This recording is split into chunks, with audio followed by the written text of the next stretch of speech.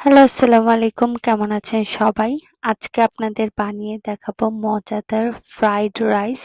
আর এটা খুবই সহজ একটা পদ্ধতিতে আমি বানিয়ে দেখাবো। তাহলে চলুন কিভাবে বানাতে হবে দেখে নিই। প্রথমে একটি হাঁড়িতে আমি পানি দিয়ে নিয়েছি। এখানে আমি বেশি করেই পানি নিয়েছি। আর পানিটার মধ্যে আমি এখানে সামান্য তেল দিয়ে দিচ্ছি আর লবণ দিয়ে দিচ্ছি। লবণ দিয়ে আমি বলক আসা পর্যন্ত অপেক্ষা করব। যখন দেখব বলক এসে গেছে পানিটাতে, তখন আমরা এখানে চাল দিয়ে দিব। আর এখানে আমি সুগন্ধি চালটা, পোলাওর চাল যেটা, সেটা ইউজ করেছি। আর নর্মালি পোলার চাল দিয়েই ফ্রাইড রাইসটা বানালে ভালো হয়। অন্য রাইস দিয়েও বানানো যায়, কিন্তু সেরকম স্বাদটা আসে না রেস্টুরেন্টের স্টাইলের। তো এখানে আমি মাংস ছোট ছোট টুকরো করে কেটে নিয়েছি।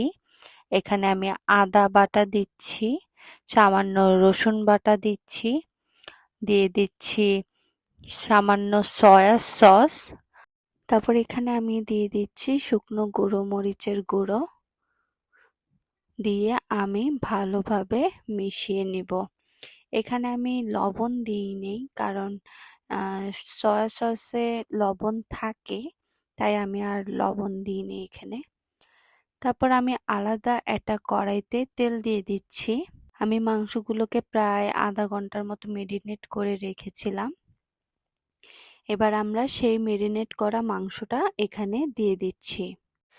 তারপর মাংসটা সিদ্ধ হওয়ার আগ পর্যন্ত আমরা ভেজে নেব এটা ভালো করে। মাংসটা সম্পূর্ণ সিদ্ধ হয়ে ভাজা হয়ে গেলে আমরা এখানে ২টা ডিম নিয়েছি। আর ডিমটা আমি ফেটে নিয়েছি লবণ দিয়ে। তারপর এখানে আমি এক সাইড করে মাংসগুলো রেখে আরেক সাইডে ডিমগুলো দিয়ে দিয়েছি, এবং এখানে ডিমগুলোকে আমি গুঁড়ো গুঁড়ো করে ফেলবো। এখানে ডিমগুলো ভালোভাবে গুঁড়ো করে ভেজে নিয়ে আমি মাংসটার সাথে মিশিয়ে আবার কিছুক্ষণ ভেজে নিচ্ছি। এখানে ভাজা হয়ে গেলে আমি মাংস আর যে ডিমটা আছে সেটা উঠিয়ে ফেলবো একটি প্লেটে। মাংসগুলো উঠিয়ে নেওয়া শেষ হয়ে গেলে আমরা সেই হাঁড়িতে সামান্য তেল দিয়ে দিব, এবং সেখানে দিয়ে দিব এখানে রসুন কুচি। রসুন কুচি দিয়ে আমি রসুনটা সামান্য ভেজে নেব। ভাজা শেষ হয়ে গেলে আমরা এখানে দিয়ে দেব পেঁয়াজ কুচি। পেঁয়াজটা আবার কিছুক্ষণ ভেজে নিব। ভাজা শেষ হয়ে গেলে এখানে আমি গাজর কুচি করে কেটে রেখেছিলাম। আমি রেশাদানি দিয়ে গাজরটা কুচি করেছি। তারপর গাজর দিয়ে এখানে সামান্য পরিমাণ লবণ দিয়ে আমরা সবগুলো একসাথে ভেজে নিব। আপনারা চাইলে আরো অন্য সবজিও দিতে পারেন, বাঁধাকপি, ফুলকপি, আপনারা যদি চান।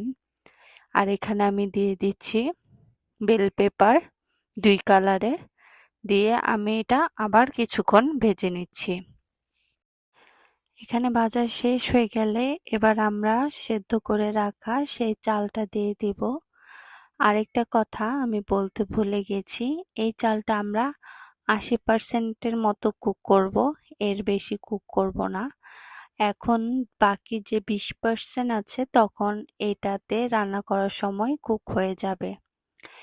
তারপর ওই চাল দিয়ে দেওয়ার পর এখানে আমি দিয়ে দিচ্ছি সেই ভেজে রাখা ডিম আর মুরগির মাংসগুলো। তারপর আমরা এখানে দিয়ে দিলাম মরিচ। আমি মরিচ মাঝখানে ফালি করে দিয়ে দিয়েছি কিছু। তারপর এখানে আমি আরো কিছু মশলা দিব।